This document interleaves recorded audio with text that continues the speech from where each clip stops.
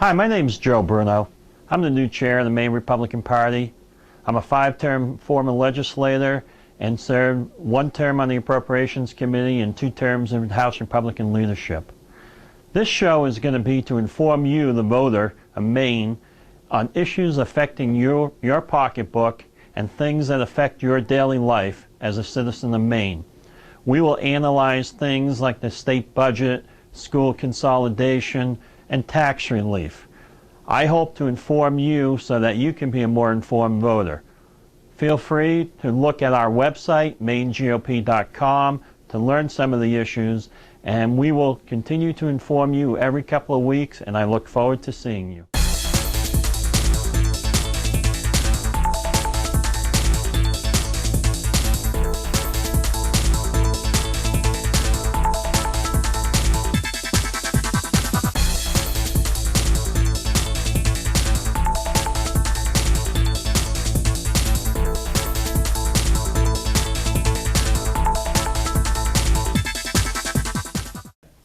I'm Joe Bruno, the new chair of the Maine Republican Party, and I'm here today with Steve Bowen, an author of a school consolidation plan. And we're going to talk about school consolidation today and go over the governor's plan for school consolidation and go over Steve's plan for school consolidation and compare the two and see which plan you would like better implemented. Steve, nice to see you again. It's good to see you, Joe. Steve served in the legislature for 2 terms and was on the Appropriations Committee and was a star on that committee and really got to understand the state budget. Steve, tell me about the governor's school consolidation plan. Well, I think most people have heard quite a lot about the plan. The governor got reelected and soon thereafter decided that he wanted to pursue a school consolidation plan and find some way to generate some savings from all the school districts we have. And what his proposal was to simply eliminate all the existing school districts that we have in the state and create supersized, 26 supersized districts in various areas around the state and have those supersized districts run all the schools in the areas that they serve. So, for instance, in Knox County, where I'm from, that meant all of the schools in Knox County plus a couple of towns outside Knox County, all in one giant school district. And the plan is supposed to save administrative dollars by getting rid of some superintendent positions and things like that. But what it really does is get rid of school boards, because all the school boards are eliminated along with the school districts, and they're replaced by a single 15-member school board that then represents the public with this enormous school district. Well, I mean, the governor came out with this plan in response to the Tabor vote last November, saying that he heard the message of lower taxes. Does this really lower property taxes? Well, it's hard for me to believe that it does. I mean, we all know that when you take a small government and you make it bigger, you create more bureaucracy. And I'm a school teacher now, as you know, and I began my teaching career in Fairfax County Public Schools, which is one of these enormous school districts in Virginia, 165,000 kids, 22,000 teachers. And I think the last I checked, we had 22 assistant superintendents or something in that district, and a superintendent, an enormous staff and administration, and their per pupil spending is close to $13,000 a year today. So I don't know that administration creating giant, enormous bureaucracies gets you savings. And in fact, the research that I did showed that you didn't. West Virginia is a state that I did a little research on. They did a massive school consolidation effort in the 80s and 90s, closed over 200 schools. They ended up with more school administrators after the consolidation effort, despite closing hundreds of schools, than they had before. Under the governor's plan, it's a real top-down plan. Yeah.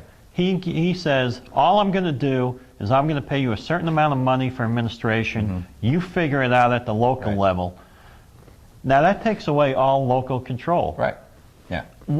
So, you know, as we are filming this, he's had a couple of hearings around the state, and they have not been well received. No, that's right. So why don't you tell me your conversation with the governor when he called you?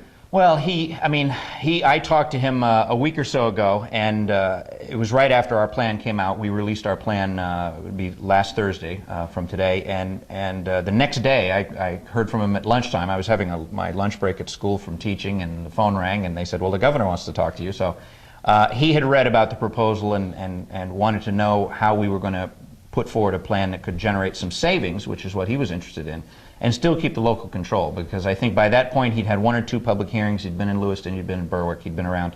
Since then, of course, he's been back to the hometown in Bangor, he's been in a couple of other places, and I think he's being roundly criticized and is looking around for some alternatives. And so when I talked to him, he was very supportive, interested in the idea, and I think that by this point he's realized that the plan that he's proposed just doesn't have the support of the public, and he's going to have to come up with a different way to do this.